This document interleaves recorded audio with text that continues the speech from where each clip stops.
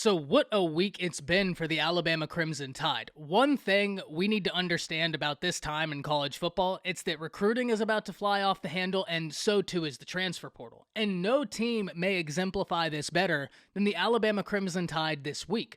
Because during the course of this week, Alabama got major recruiting wins both in the class of 2023 and 2024. However, simultaneously, a bevy of Crimson Tide players decided to test the transfer portal. And even though we've had an opportunity to talk about some of those names today, we need to take an all-inclusive look at who Alabama added and who Alabama is set to lose thus far this week. Before we can, as always though, y'all know the drill. I need to hear from you. Hop down to the comments, give me a Y for yes or an N for no. Do you believe more players from the Crimson Tide will test the transfer portal?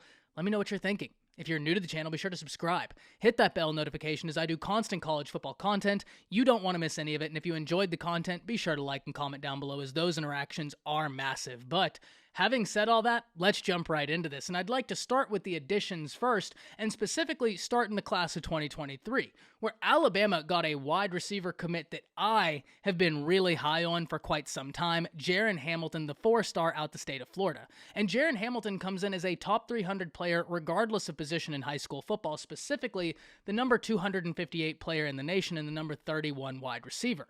But when you turn on his film, he plays far above that ranking. This is a guy that per 24/7 Sports stands 6'1". He has got verified track speed, sub 11 second 100-meter dashes in high school, and whenever you watch him run routes and whenever you watch when he has the ball in his hands, he's a really creative player. This is someone who I'm really excited to see what his evolution looks like once you get him into a college room, once you get him with a college wide receiver coach, once you get him matched up with college DBs, because I think he is really going to flourish. There's a lot in his game that I really like, and he is another fantastic addition to what I believe is a really sneaky good wide receiver class for the Alabama Crimson Tide in the class of 2023. When we look at the wide receiver class they have Malik Benson, who's the number 1 JUCO player in the nation and the number 1 JUCO wide receiver, an absolute burner, and is so dangerous with the ball in his hand.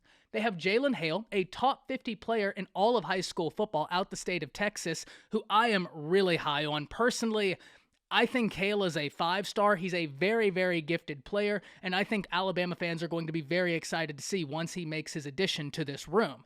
Then on top of that, you have the addition of Jaren Hamiliton as well as Cole Adams, all of which are top 300 players regardless of position.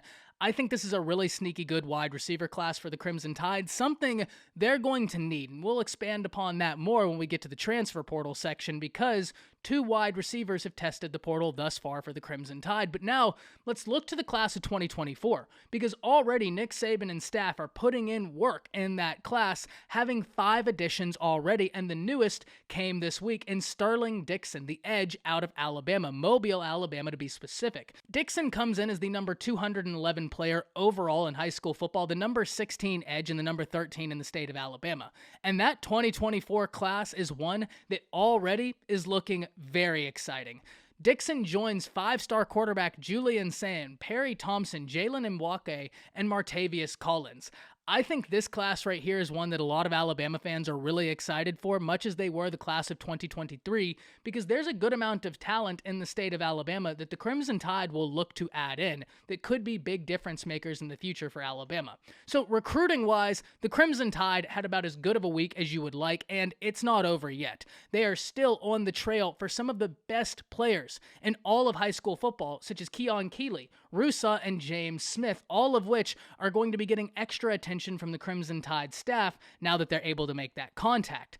So Alabama continues to extend their lead as the number 1 class in 2023, and with the additions they're making in the class of 2024, they're going to have something to say about who's the number 1 recruiting class in 2024. But now let's talk about some of the losses, because we've talked about the additions, and Alabama had a good amount of players enter the transfer portal. Some of the guys we've already talked about include Trey Sanders, Christian Leary, and Dameon George, but added into that is Traeshon Holden, Tanner Bowles, and Khyree Jackson. Let's go through this list, because we've already talked about Trey Sanders. I think that's one that makes sense. It is unfortunate.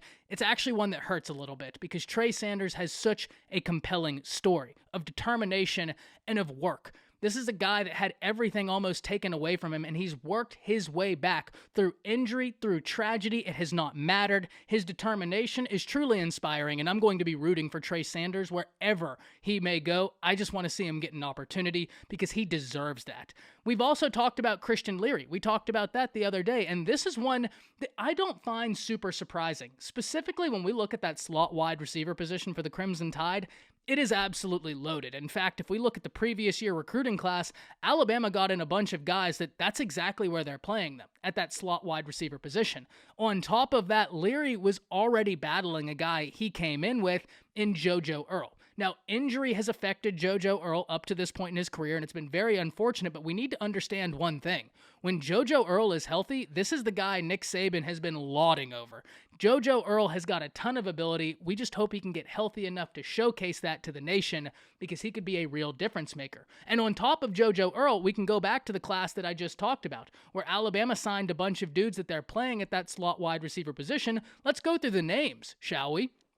Kobe Prentice, Aaron Anderson, Kendrick Law, Isaiah Bond, all of which are very, very capable wide receivers, very talented wide receivers. So I'm not super surprised someone from that slot wide receiver room decided to test the transfer portal. Leary's a very talented player, an absolute blazer out the state of Florida. I don't expect him to be in the portal long. I expect he'll have a lot of institutions calling him because he could be a difference maker for someone else's offense. Tanner Bowles on the offensive line, much like Dameon George, kind of makes some sense, especially when Tyler Booker came in and really shored up that position.